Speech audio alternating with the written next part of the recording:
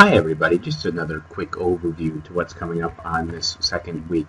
And a quick reminder, always access stuff through this content area of the course, unless I've mentioned otherwise. For example, the help forum, you have to go through course tasks and directly to the discussion area.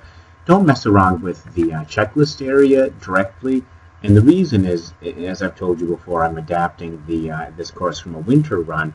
Winter, these are 15-week courses. In the summer, they're 7-week courses. So what you'll see if you come over to the checklist area is a mess of the checklist from that 15-week course, and then you'll see the ones that I've actually adapted and changed to combine the stuff from these other checklists. So you see funky dates here all over the place.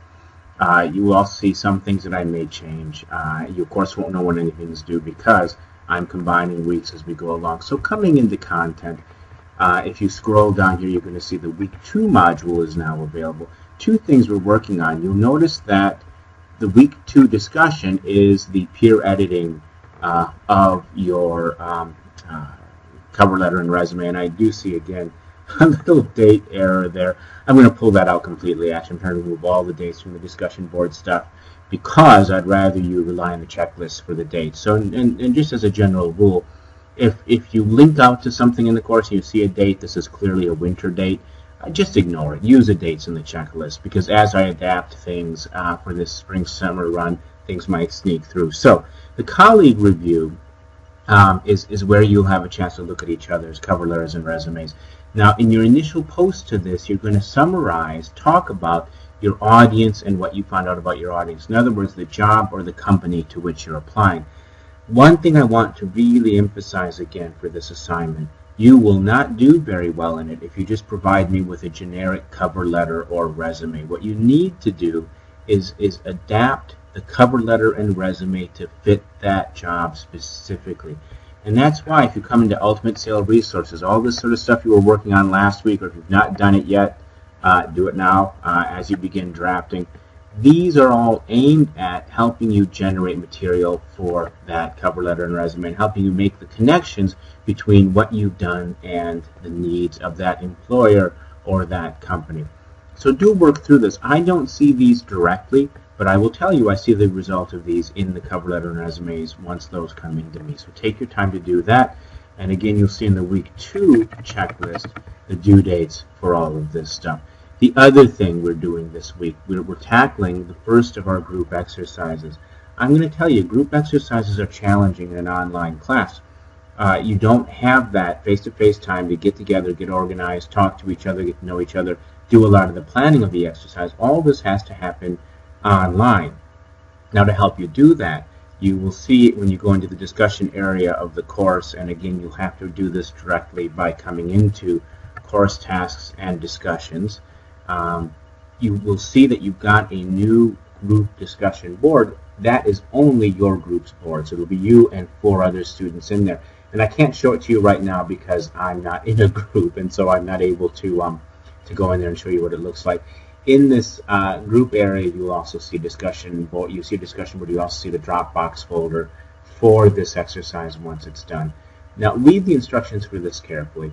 This, like the cover letter and resume, is focused on you developing an understanding of the needs of your audience, of the case study which I've provided you, in other words, the writing situation, and then clear evidence that you've thought about that you've applied the stuff in the textbook about persuading, about dealing with difficult subjects with audiences, that you've applied that stuff to craft a response as a group that is going to be very effective.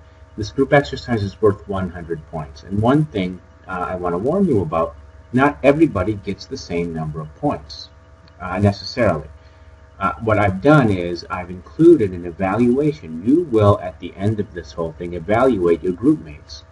If somebody in the group gets consistently low evaluations, or if you just don't show up, you lose those points. 100 points is a good chunk of points. So check in early. Let everybody know you're around.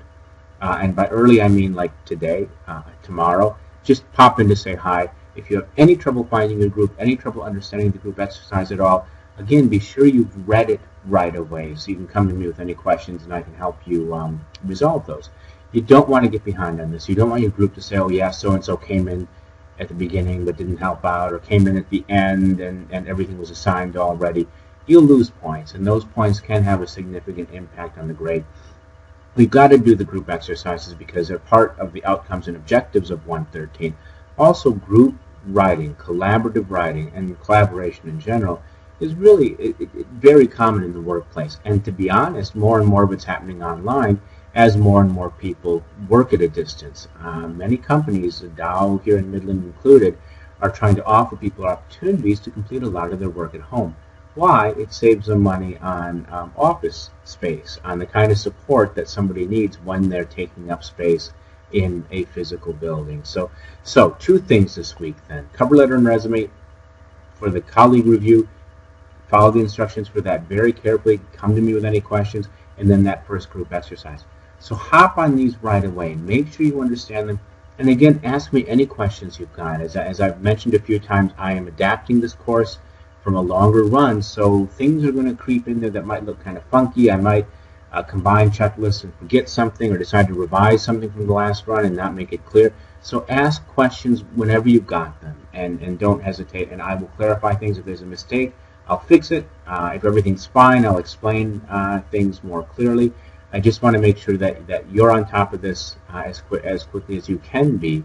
So I want things to be up and running clearly as early as possible as well. So have a good week, and as always, I'm here if you've got questions.